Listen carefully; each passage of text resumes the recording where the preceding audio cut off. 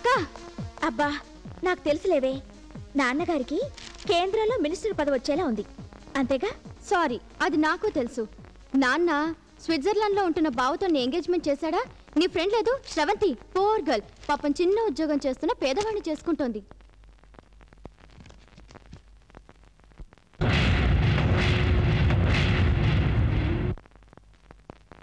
ఇంత పేదవాడికిచ్చి ఎందుకు చేస్తున్నట్టు? లవ్ అంట. I see.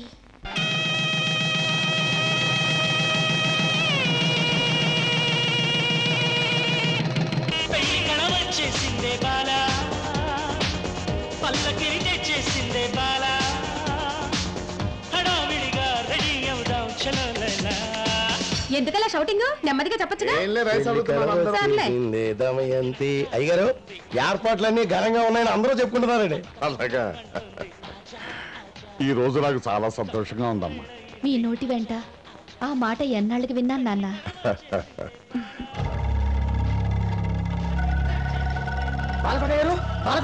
నీకు అసలు బుద్ధి లేదయ్యా. ఇక్కడ ఇంత తతకం జరుగుతుంటే రాకుండా ఎక్కడ తెచ్చావు? అబ్బా ఉండండి, నన్ను అసలు విషయం చెప్పనేయండి. రే, ఆ టీవీలో దూరదర్శన్ న్యూస్ పెట్టండి. పెళ్లి కలం వచ్చేసిందే బాలా అని అట్రాక్టివ్ పాట అవుతుంటే ఆపండి. పెళ్లి కళ వచ్చేసిందే బాలా కాదు, నేను ఇప్పుడు చెప్పే మ్యాటర్ అంటే బాలకోట గారి కళ మారిపోతాయి. నువ్వు ఆగు సార్, నేను ఇప్పుడు ఈ విషయం మీకు చెప్పకపోతే మీరు నా నెగిటివ్ తీసుకుని ఫోటోలు వేయించి ఊళ్ళో పనిచేస్తారు. ఏం జరిగింది? ఢిల్లీలో ఘోరం జరిగిపోతుందండి. ఘోరం అయ్యా అటు చూడండి, లైవ్. అయ్యి చొంచు చెంచురామయ్య అని పిలువబడే నేను కేంద్ర సహాయ మంత్రిగా నా విధులు సక్రమంగా నిర్వర్తిస్తానని, దేశ సార్వభౌమత్వాన్ని కాపాడుతానని, రాజ్యాంగబద్ధుడనై ఉంటానని, ఆశ్రిత పక్షపాతం గాని బంధుప్రీతి గాని చూపించనని దేవుని మీద ప్రమాణం చేస్తున్నాను.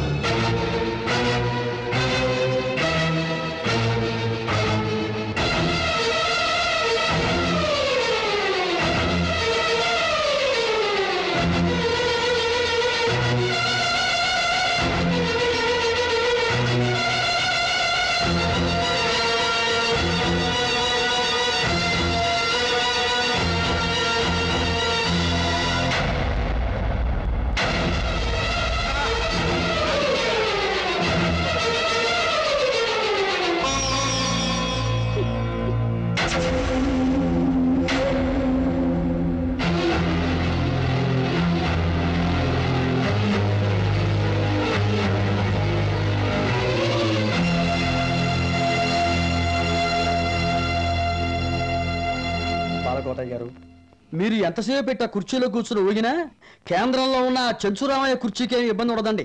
మీరు ఆ మ్యాటర్ పక్కన పెట్టి నూతన దంపతులు సత్యనారాయణ వ్రతం చేసుకుంటున్నారు. మీరు రండి. నేను రాలేనయ్యా. అదేంటి నాన్న, నువ్వు లేకపోతే ఎలా? చెంచురామయ్య ఊరేగింపుతో వస్తున్నారట. మనం అతనికి ఎదురు వెళ్లాల్సి వస్తుంది. నేనది భరించలేనురా. ఏమిటి నాన్న మరి చిన్నపిల్లాళ్ళ? రా వెళ్దాం.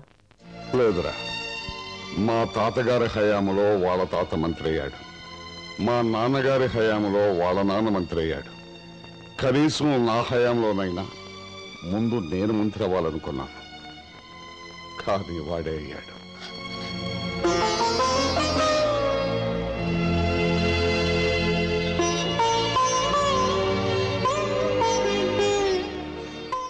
నువ్వు రాకపోతే నేను వెళ్ళను నాన్న. రా నాన్న. చూడండి సార్, సూర్యుడు ప్రతిరోజు తూర్పునే ఉదయిస్తారేమో గాని ప్రతిసారి చెంచురామయ్య మంత్రి కాలేడు కదా. మీకు ఇంకో విషయం చెప్పనా, సౌత్ ఇండియా నుంచి నార్త్ ఇండియా దాకా ఏ ప్రాంతీయ పార్టీ తుమ్మినా ఊడిపోయే ముక్కు లాంటిది ఆ మంత్రి పదవి.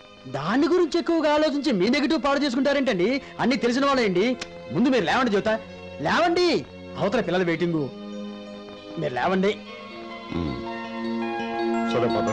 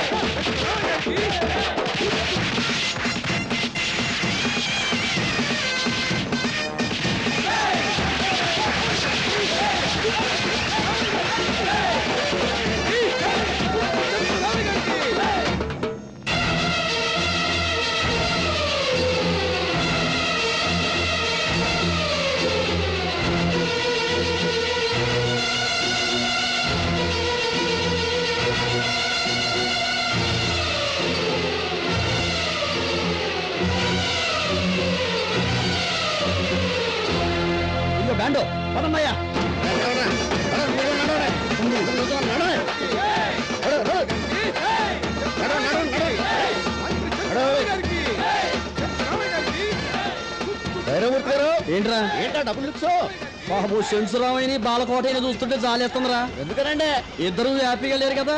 ఎంచేత ఏం లేదురా, పేదోడికి కూతుర్నిచ్చి పెళ్లి చేసి వాళ్ళ ఓట్లన్నీ ఈడు కొట్టేస్తారేమో అన్న టెన్షన్ లో మంత్రి పదవి వచ్చిందన్న ఆనందం ఆడిగిపోయింది.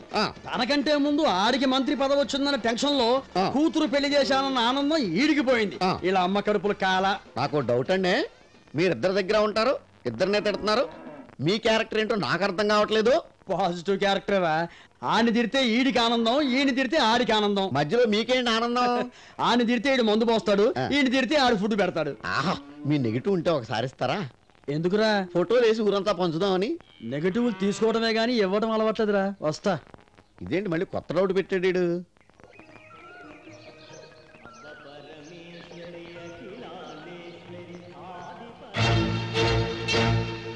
కంగ్రాచులేషన్స్.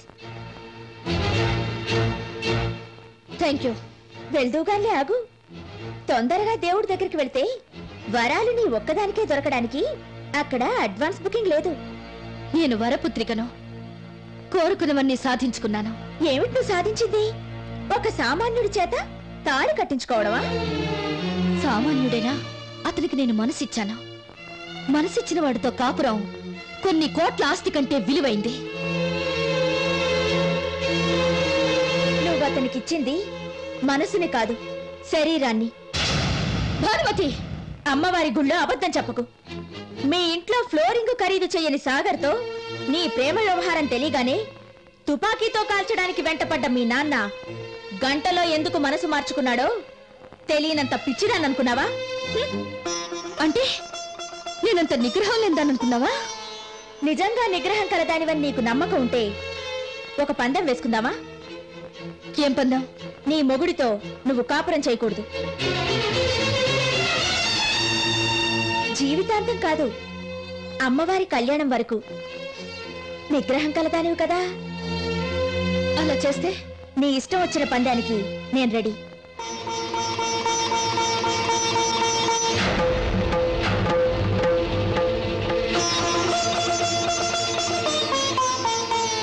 మాటిచ్చాక తప్పవుగా. అమ్మవారి కళ్యాణం వరకు నేను నా భర్తకు దూరంగా ఉంటాను. నువ్వు ఓడిపోతే నీ తండ్రి ఎంపీ పదవికి రాజీనామా చేసి శాశ్వతంగా రాజకీయాల్లోంచి తప్పుకోవాలి. నువ్వు ఓడిపోతే ఏం చేయాలి? నీ భర్తకు విడాకులు ఇవ్వాలి. భాను, నీకిష్టమైతేనే త్వరగా తేల్చుకో. ఒప్పుకుంటే ఇద్దరం హారతి పళ్ళ మీద ప్రమాణం చేద్దాం.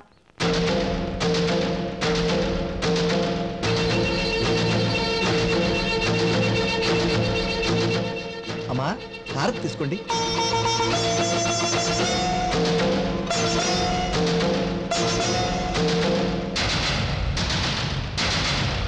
నువ్వు మంత్రివయ్యావని ఊరంతా సంతోషపడుతోంది నాన్న, ఒక్క కుటుంబం తప్ప.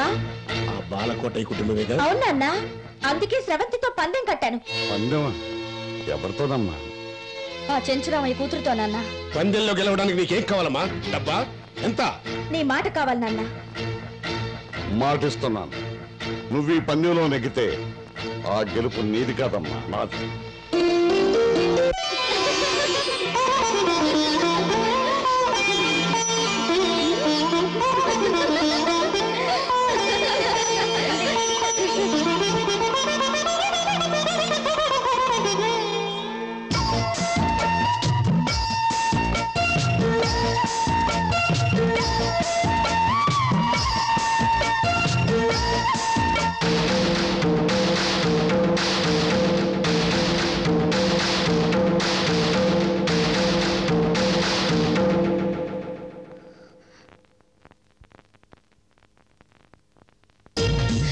తీసుకోండి.